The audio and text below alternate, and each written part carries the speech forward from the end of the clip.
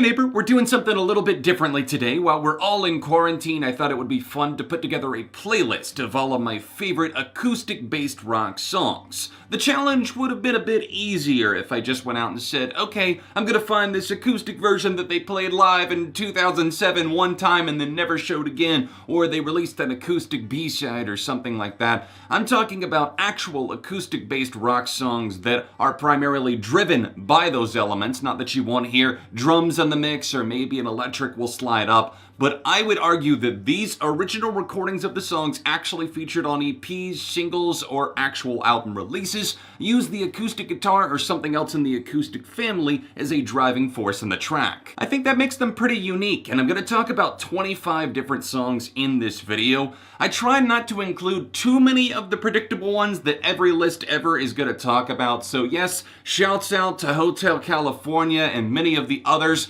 that are going to be in the full playlist that I'm linking down below. I just don't want to spend all my time talking about them here. Let me know some of your favorites down below. Hit the like button. Pick up some merch if you feel like helping to support the channel. It's the second link in the description. And let's get started.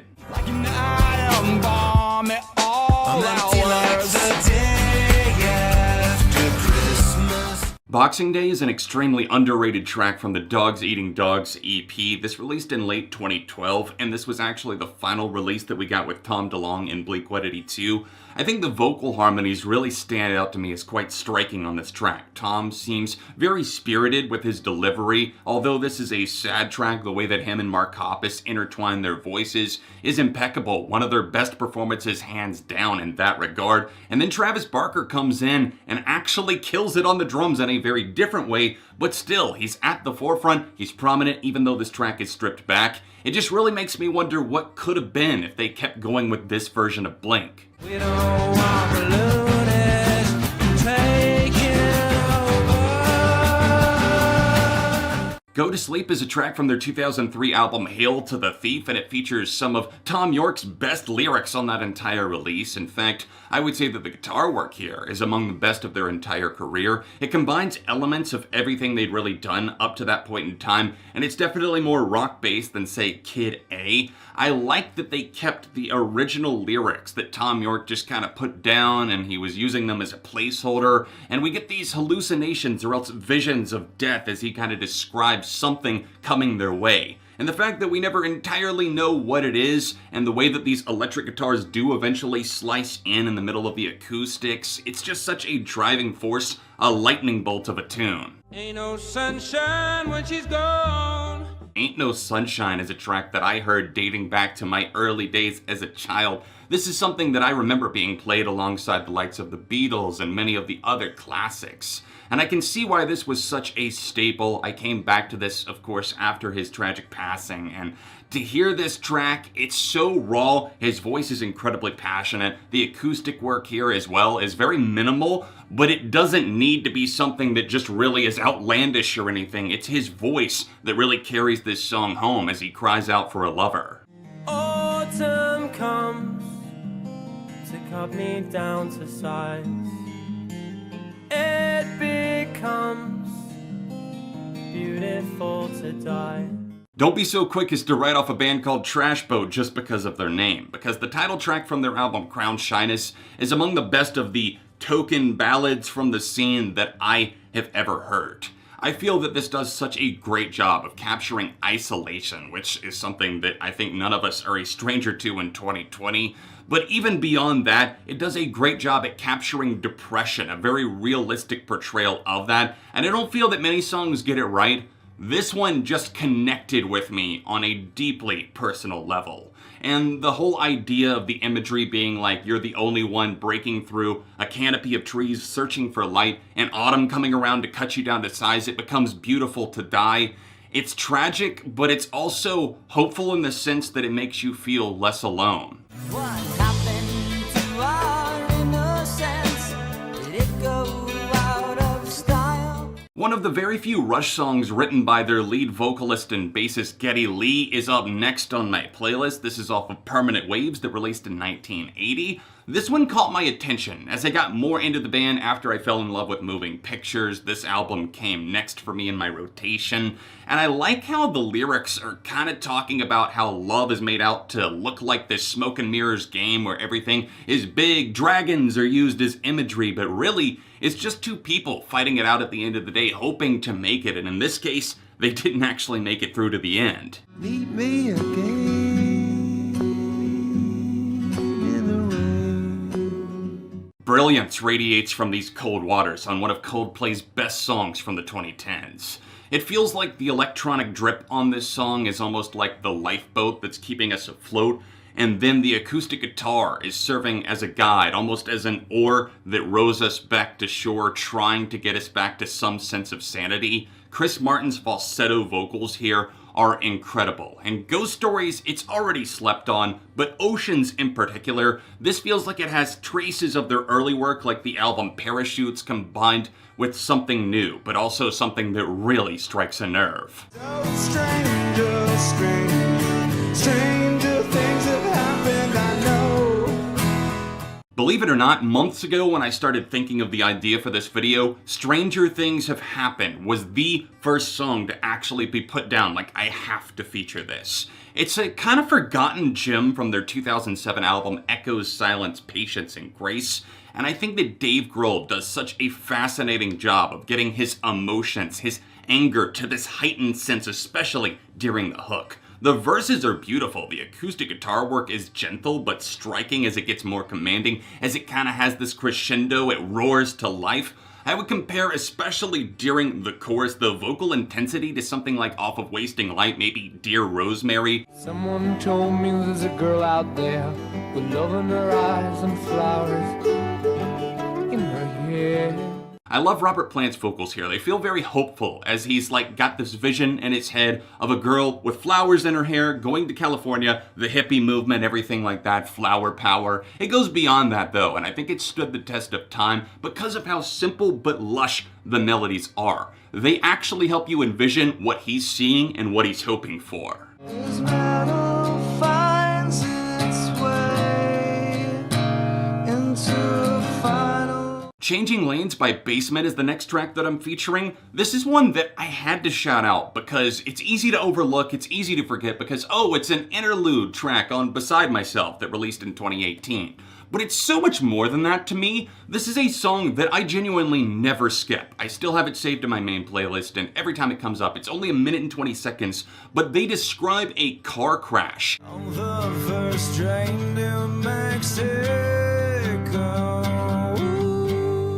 Morning View is my favorite Incubus album, and one of the highlights on this already highlight-filled album is Mexico. It talks of a lover that's probably not pulling their weight in the relationship, and Brandon Boyd, their vocalist here, is incredibly chilling with his delivery. I love that his isolated vocals feel so stunning to me, but also the acoustic work on this track. It's just as you hear some of these lines, you better bend before I go, and it just feels like you're on the edge of something. It feels very raw, very realistic, like a fly-on-the-wall portrayal. And he's saying, basically, if you don't meet me in the middle, then I'm hopping on a train to Mexico and starting a new life. Desert wind, cool your aching head. At the time of its release in 2002, Sea Change was considered a radical departure for Beck Hansen as an artist. His father was heavily involved in the album, and it was very melancholic, very acoustic-based, lots of strings on the record, and I decided to feature the opening track, The Golden Age. The title seems very sarcastic to me because he talks about the fact that there's really nothing going for him. He doesn't know what to do with himself, or really what the point is. Well, Holly, I love you too, but there's just so much that I don't know about you. Let me tell you, it was an absolute nightmare trying to decide which White Stripes song to feature in this video because there's so many fantastic ones. And if you check out the full playlist linked in the description down below, then you're gonna see that I picked at least one song from every White Stripes album. And I have to shout this record out. If you haven't picked up Jack White's Acoustic Recordings album, then please do so because there's so much goodness packed in here. Of course, some of the songs on that CD weren't originally acoustic, and these are new versions, so I dug back into the White Stripes' catalog and landed on Well It's True That We Love One Another. It's the closing track from their 2003 classic album Elephant, and to me this always struck me as kind of funny. It's like a playful little cat and mouse three-way call going on between Jack White, Meg White, and the English singer Holly Golightly. The vocal harmonies are mesmerizing. I love everybody's performance here. The acoustic guitar is obviously one of the main stars, but even beyond that, the lyrics here, they can just really get me rolling with some of these lines, like, why don't you go off and love yourself, which Holly says is a polite way to say, fuck you, go fuck yourself, and in the response to that, Jack says, if I did that, Holly, there wouldn't be anything left for anybody else. Every blessing comes with the sad curses. I got my vices, got my vice verses. This one spoke to me and has continued to stand out over time simply because it is very simple. It's also very effective. It talks about how every blessing comes with a set of curses, the vice verses, there's the up, there's the down, maybe karma for the good and bad to kind of outweigh and keep a balance to life. 'Cause it's a flag that I love and a flag that I trust.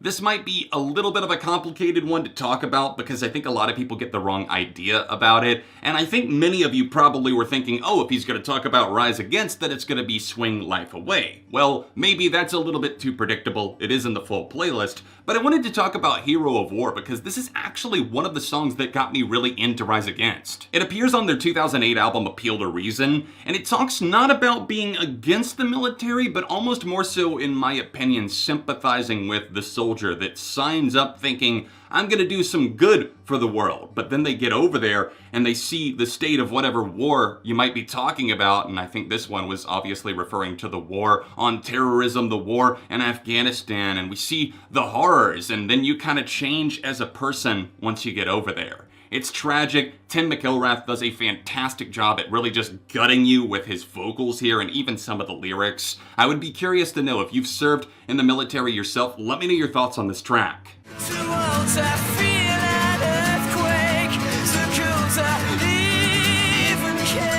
Thank God I found my way back to this track when preparing this acoustic-based rock songs video, because Nature One from the Hullabaloo soundtrack, really a compilation of odds and ends for MUSE, is a track that gets overlooked far too often. This one to me is kinda chilling, not only because of Matt Bellamy's vocal performance, but those brisk acoustic guitars sound so good in the mix. And then the last 30 seconds, I mean, it's hard enough to find an acoustic MUSE song that's actually on some sort of official release as it is. But those last 30 seconds where the guitars just roar up, the drums, the bass, everything, the electrics, and then intertwining the acoustics in there too, it's unreal. But tomorrow may rain, so I'll follow the sun.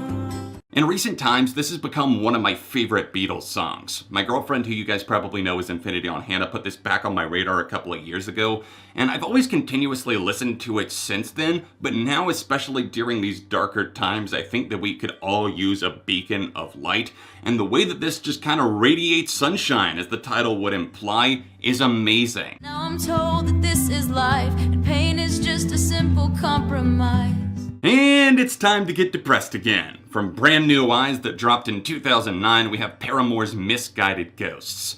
This is one of my favorites even from that album. It's incredibly striking. Taylor York, the way that he penned the music for this track, the acoustic guitar skills that he presents is impeccable, but even beyond that, Haley throttles with this vocal performance that seems very tender, very emotional, very vulnerable as she puts herself out there. She talks about how pointless life can feel, like we're just a ghost jumping from point A to point B. Do we really know what our purpose is? It's something that doesn't pretend to have the answers, and for that reason, I think so many people have related to it, and if you haven't discovered it yet, well, now is the perfect time. Molly says her back hurts.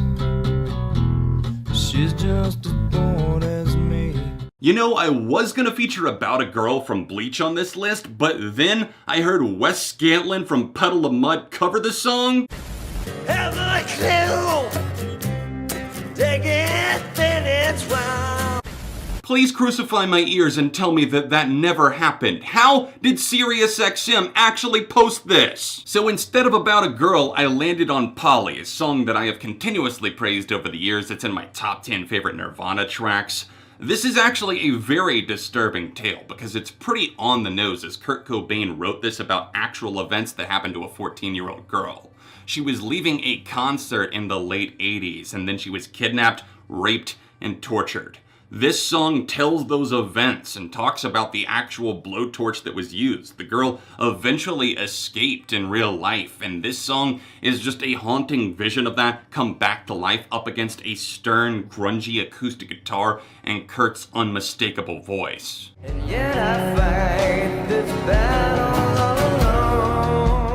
I was shocked when I found out that this was never actually released as a single because it's one of their most popular songs. It was one of the first that I ever heard. It got me into them even more. I think that Lane's vocals here obviously have this dark sensation to them because he talks about his drug addictions that got even worse after Jar of Flies. He talks on here about falling further down the rabbit hole, and he says, "And yet I fight this battle all alone." It's something that's very unnerving to think about, his untimely death that occurred just years later. There's also amazing acoustic guitar work lining this track, and this EP, along with the Sap EP, really showed off that they could work well in that format. Jerry Cantrell's harmonies on this are insanely good, and then the electric guitar solo that pops in as the acoustic guitars continue to back the entire track. It's untouchable. May angels lead you in.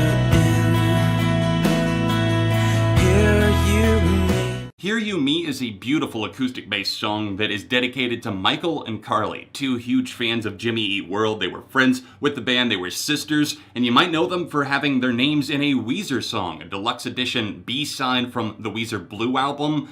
I think that they were more so known for being associated with that fandom, and I didn't actually know this until recently. But this track and the whole May Angels Lead You In, that was dedicated in their memory. Every time I pin down what I think I want, it slips away. Well, since we already brought up Weezer, I mean, how am I not gonna feature Butterfly?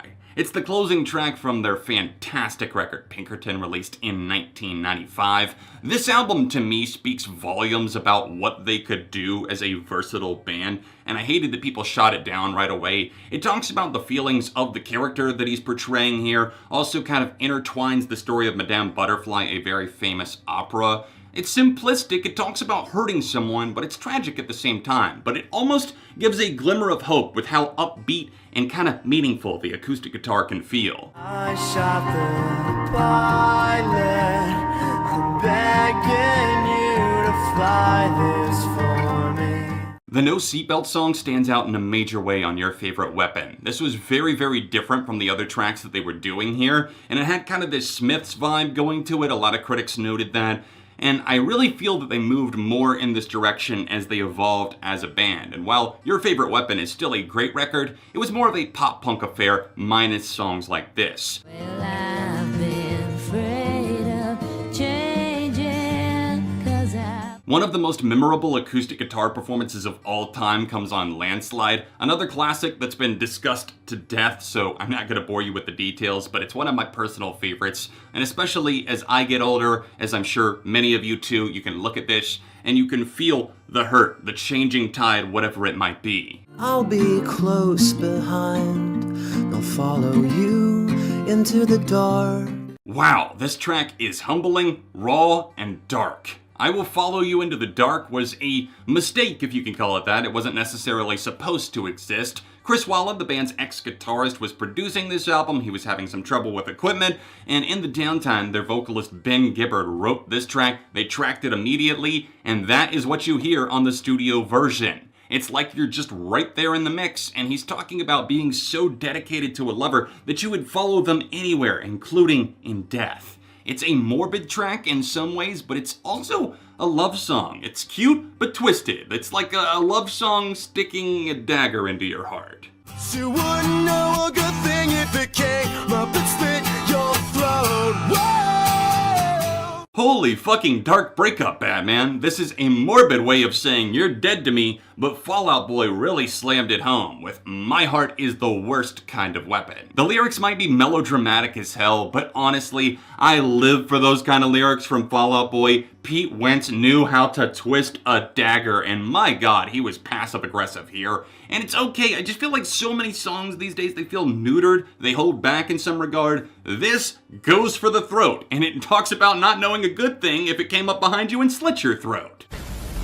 So those were 25 of my favorite acoustic-based rock songs of all time. Obviously, not all of them. For the sake of time, I couldn't do everything, but there is a full playlist, more of my favorites linked down below. Go follow that. Let me know what you thought of this list that I talked about, and maybe add some of your own favorites in the comments section. Check out a couple of recent videos here, socials in the description, and I'll see you soon for more on ARTV.